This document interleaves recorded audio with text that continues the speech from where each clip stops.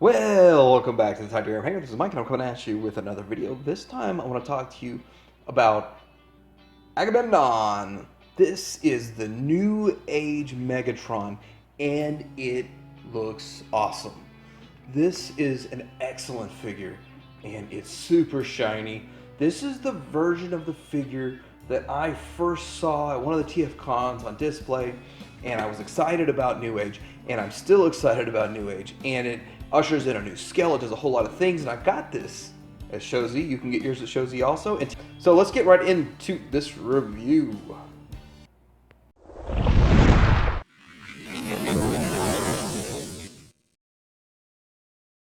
First thing I was going to show you this box, and this box is beautiful. It looks so G1-esque. The Megatron on there looks outstanding, and it actually matches the figure. There is a picture of the figure. Yeah, this is the shiny one. It's funny, I don't hear anybody at all talking about this figure whatsoever, but it looks great. Like I said, talking about the box, nobody's talking about this version at all. Like I saw this, I said, wow, that looks amazing. Then I saw some reviews and I was like, oh, wait, maybe I'll pass because it's not very shiny. It's not like I thought it'd have a great paint scheme. This is the limited version, the EX version, the H-9EX liter Hynkel version, whatever they call it. It's beautiful, painted head to toe. Let's go ahead and pop these extra pieces off and have a good look at it. Yes, and this is not a toy. It's a collectible, so get rid of that stupid orange thing. Yeah, so that in the trash. It's a collectible. Collectibles don't have orange tips on the end. Very nice. Very beautiful. It's just painted all over. I don't really like this red piece here. If that was just colored, I'm sure that it's because this folds through to the chest. But if they would have just made that even match this silver, this would have been almost perfect. You do see part of the legs, the thighs here in the gun mode, which isn't a horrible, and then the handle is a bit thick, but if you hold it, yeah, it's pretty cool. Man, this is a hard shot to get, but yes, it can be held by, well, this is the Superion. It can be held by a combiner, Zeta combiner, and really it was just so much easier to grab Superion. But yeah, that's what it looks like in Superion's hand. So now with that crazy mess out of the way, let's go ahead and get this bad boy transformed, huh? Disconnect these pieces. And one thing I want to show you is if you wanted to store it, since this does spread out, you could pop that back on. Pop that back on. It would store and it would sit okay. You know, if you spread that out. If you wanted to display it in alt mode, but who really wants to display in alt mode? So the first step is going to be disconnecting this back part. Just like so.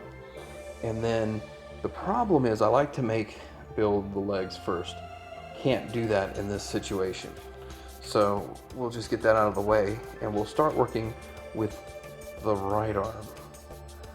So we want to pop that out and then pull this out at an angle. We got the right arm out.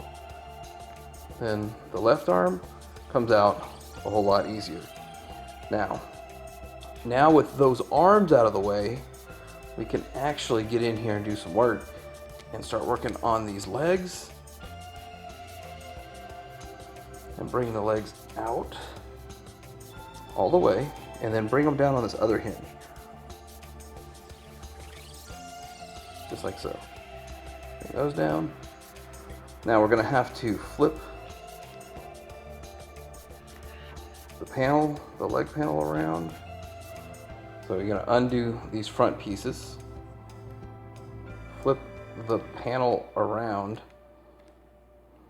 on both sides, and then we're going to flip this up, connect it right here, fold this piece back, and that trigger up close this in, and you got a leg done. Now on this side, same thing. Let's go ahead and roll this up and tab it in. Tab it into there. Keep that focused. Pull the back of this foot back, and then close. Focus, focus. Close this in. Okay, now I like having the legs done, so that makes it a little bit easier to work with. Then you have this whole crazy top of him.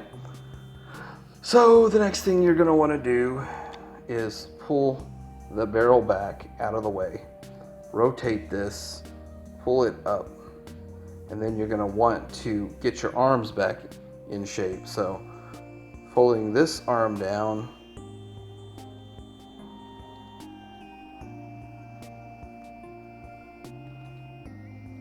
fold that piece over.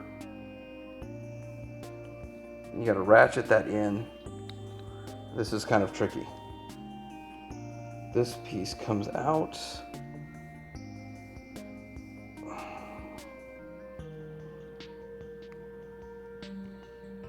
Okay, so you have to double hinge this way and then fold this down to get his arm back in place.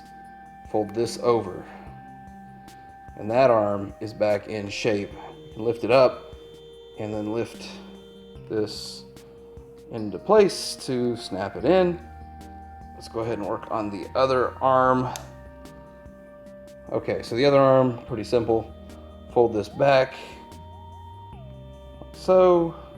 Fold this over, lift this into place. Let's go from the back, might be easier. Snap it in, snap this side here in. Nope, it's not snapped in yet. You gotta get it just right. There it is. Oh.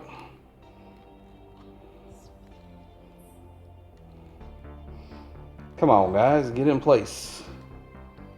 That side's in place. This one is not in place just yet.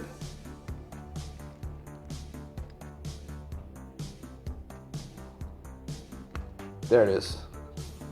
Now it's in place. Rotate the hips around, and then we're gonna shove. No, we're gonna gently push this to the back, and you have his stomach. Ah ha ha, he's coming alive. Go back around to the back. We're going to lift this up, rotate that all the way around, and tighten everything up. Just make sure everything is tabbed in. Stomach and everything. And we have Agamemnon transformed. So let's go ahead and have a look at this guy. He looks magnificent. He's getting a little bit of glare, so let's minimize that glare. Face sculpt looks great. They call this the toy version, and I'm not going to argue that, but this is what I think of when I think of Megatron. Shiny, got the red on the inside. This I thought was going to be a sticker, but it really is tamper-graphed on, so it is painted on. His eyes, I can't get it to show up. Gold, and paint right here, paint on the inside of the arms, both sides, and then just red plastic on the inside of the legs. But it just seems like it's painted like 90% of this figure is painted, and it looks beautiful. Just beautiful. So let's go ahead and look right here on the arm. You need to pop this up so that you can put the cannon in. There we go, it's popped up. We're gonna put the cannon in there real quick, and yes, looking at the cannon, the thing is painted. That's paint, that shines, it glistens. Everything on this figure glistens. So let's do a few comparisons.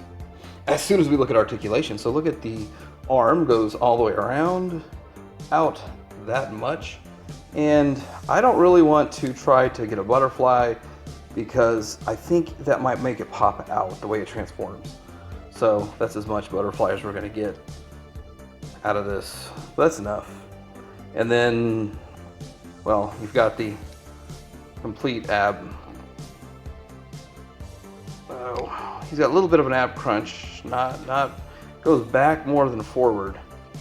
And then leg goes all the way out, forward. It's kind of a strange. And then back, the back part, not so much. And then you have the thigh swivel on a ball joint. Knee, the knee, you've got MP44 knee. So that's due to the shape of it. It's not double jointed or anything, so it's the shape of it. And then you got ankle tilt. Oh wait, that's a rocker, no tilt. Okay. But anyway, yes, excellent figure. Let's go ahead and now get into some comparisons.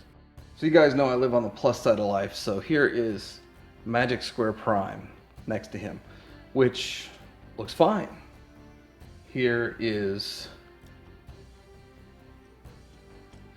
Hot Soldiers, which is basically a McFan's Toys, living on the large side of life. So he does pair up really well with Magic Square Prime. Little small for this guy, but you know, for New Age, I'm shocked he'd even be in the running at all. But let's go ahead and do this and compare him to this guy. What do you think about that? Wow.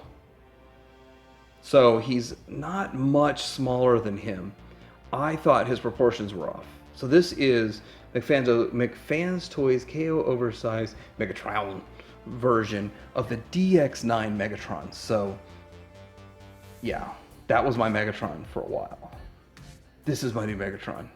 And I was gonna pass on him because of the color scheme, but which one? I mean, what color scheme looks better? Like, that's the color scheme that the first one came out, more or less. What do you think? Okay, so here he is next to the McFan's Toys KO oversized version of DX9. Galvatron, and this is the McFan's Toys KO oversized of Starscream. I feel like he works fine with either of these figures, which, by the way, it would just be a him turning into him thing. It wouldn't be a actual display of these guys. And please excuse this guy here, because he's going through Mr. T-Face. Just don't disregard the Mr. T-Face. He's going on right there. He got drunk on the power there, but looks good. This guy looks great. All right, so here he is with all of these wonderful different accessories that come with him. First accessory is an extra face, which I'm almost guaranteed I'm not going to get this to show up right, but let's try. And it looks like that. He's laughing. Okay, that works. He has two sets of hands, a pointer hand and a pointer and a high five hand. He also has his mace, which, let's see if he can hold it. Yep, he can hold his mace. Just like that. And he has his gun. And I can't get any of the blast effects to work on the gun, so there it is. So when we get Hot Rod, that won't fit in there. Okay, so that doesn't fit. Anyway, it's not a big deal. Now, this connector piece connects to all of these blast effects and will connect into here,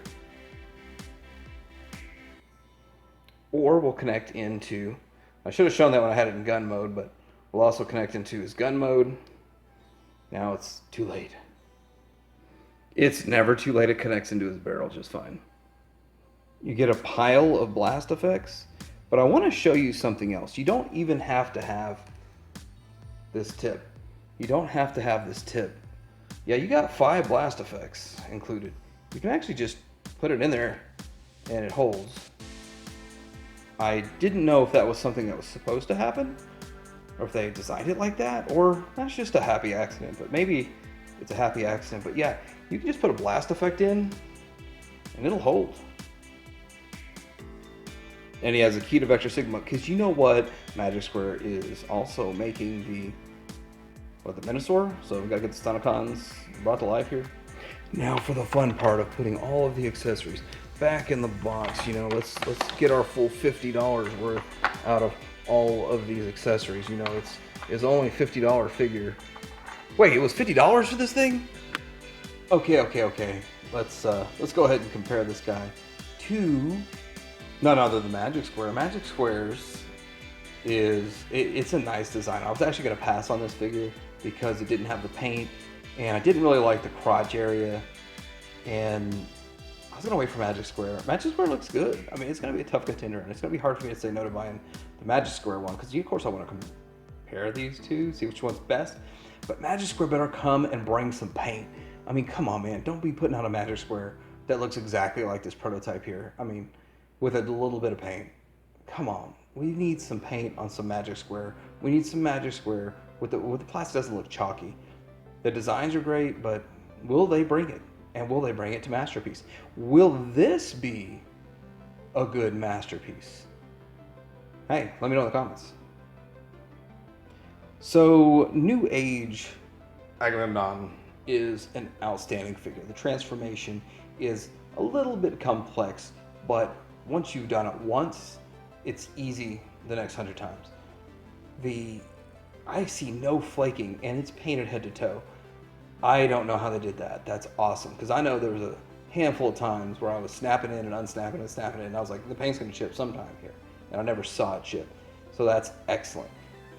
It is almost a candidate to be upsized to be a Masterpiece version, you know, for like $100. That would be awesome. This figure, but you know what? The bread and butter is making these little guys for 50. It looks great. Easily, hands down, my best Legends Megatron.